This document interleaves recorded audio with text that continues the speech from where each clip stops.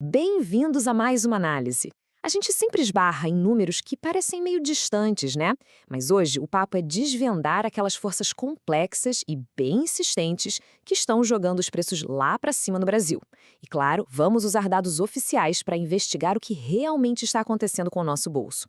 Para dar a largada nessa nossa investigação econômica, a pergunta de R$ 1 milhão é: por que a conta no caixa do supermercado está sempre tão salgada, mesmo quando o poder de compra no país não está decolando? Fica aquela sensação chata de que o dinheiro simplesmente encolheu. Então, bora separar o que é só impressão nossa do que é fato puro e duro das dinâmicas do mercado. Bom, para entender isso de verdade, a gente precisa dividir os suspeitos em duas categorias clássicas. De um lado, tem a inflação de demanda. É quando tem muita gente querendo comprar ao mesmo tempo. Do outro lado, a parada é diferente. É a inflação de custo, que é basicamente quando produzir ou transportar o produto fica muito mais caro. A diferença é enorme entre ter muito dinheiro circulando e ter fábricas e caminhões gastando uma fortuna só para conseguir operar. E o ponto-chave aqui é que o Brasil está lutando, agora mesmo, contra esse segundo tipo, a tal da inflação de custo. Não é que o consumo explodiu, o buraco é mais embaixo, logística e matéria-prima caras. Pensa bem, quando a gasolina, a energia e até a embalagem ficam mais caras, puxam todo o resto junto. É um efeito dominó que bate direto na prateleira.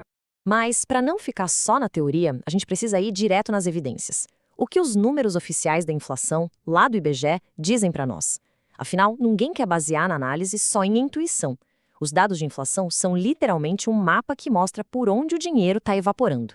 No mês de abril, a taxa oficial de inflação cravou exatamente 0,67%. Olha, pode até parecer um número inofensivo à primeira vista, mas no ecossistema gigante da nossa economia, cada fraçãozinha dessa significa milhões de reais vazando do orçamento doméstico da galera. Aí a gente pega esse número de abril e junta com o resto do ano. O resultado? O acumulado já salta para 2,60%. Ou seja, em questão de poucos meses, a base de preços do país inteiro já deu uma encarecida considerável. E abrindo ainda mais a lente, a inflação acumulada nesses últimos 12 meses está batendo ali em 4,39%. Esse é o peso real que o carrinho de compras aguentou no último ano. E é exatamente esse número que o pessoal que formula a política econômica acompanha suando frio todo santo dia. Agora, tem um detalhe super interessante aqui. Tecnicamente, esses números ainda cabem dentro da meta do Conselho Monetário Nacional para 2026. A meta é de 3%, mas tem aquele teto, a margem de tolerância, que vai até 4,5%. Resumindo a ópera, a pressão está altíssima, mas, no papel, a coisa toda ainda está dentro do limite. Só que o número geral conta só metade da história, certo? Para achar onde a carteira está sangrando de verdade, a gente tem que olhar para os setores específicos. Tem coisa que sobe muito mais rápido que outras. E descobrir o que exatamente está puxando essa média para cima é o que mata a charada. E os dados escancaram os verdadeiros pesos pesados. Impressionantes 66% de toda a inflação do mês vieram puramente de alimentação, bebidas, saúde e cuidados pessoais. É a prova matemática de que o problema não está nos itens de luxo, mas naquilo que não dá para cortar da rotina. É a comida da mesa e o remédio do armário. Bom, com o estrago identificado lá na gôndola e no balcão da farmácia, o próximo passo lógico é desvendar o que está forçando esses preços para cima. O que é que faz a comida e a saúde pesarem tanto de uma hora para outra? Vamos mergulhar nos grandes impulsionadores de preços. Basicamente, estamos falando de combustíveis, alimentos e tarifas. E aí a gente chega no primeiro grande vilão: combustíveis e logística. Olha, quando o diesel e a gasolina ficam mais caros, o frete rodoviário vai junto. E num país gigantesco que depende de caminhão para transportar absolutamente tudo, o impacto no custo de qualquer mercadoria é certeiro. A parada funciona como uma reação em cadeia perigosa. Bloqueios em rotas internacionais cruciais, tipo lá no Estreito de Hormuz, e tensões no Oriente Médio, fazem o preço do barril de petróleo disparar no mundo todo. O resultado direto disso, o frete fica mais caro aqui dentro. Qualquer produto viajando pelas nossas estradas acaba pagando o pato. O segundo impulsionador já é uma briga direta com a natureza, o clima e os custos dos alimentos. O setor agropecuário vem enfrentando a entre-safra e um tempo bem mais seco do que o normal. E quando o clima não ajuda, colocar comida no prato vira um desafio caríssimo até para os produtores mais experientes. Pensa no efeito dominó lá no campo. O clima seco acaba com a qualidade do pasto.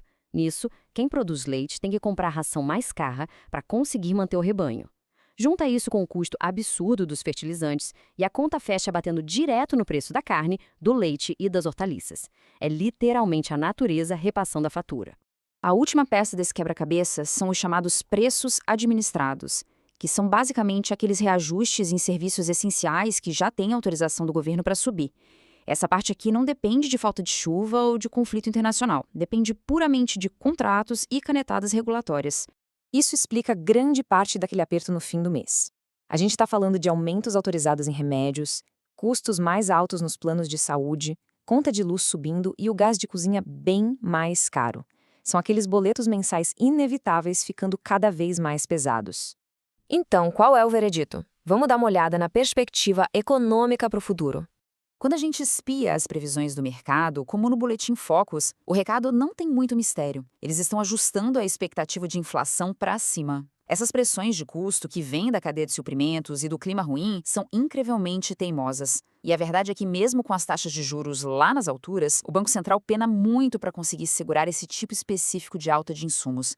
O que deixa a gente com uma realidade profundamente provocativa para fechar essa análise. Se juros altos não fazem chover na roça e nem destravam rotas comerciais do outro lado do mundo, como é que a economia consegue proteger o nosso poder de compra num cenário tão instável? Quando o preço do prato feito é ditado por tensões geopolíticas distantes e secas imprevisíveis, será que as ferramentas financeiras que a gente usa hoje ainda são o escudo definitivo? É uma baita reflexão sobre como o mundo globalizado afeta direto o nosso dia a dia. Fica aqui o convite para continuarmos acompanhando esses movimentos de perto.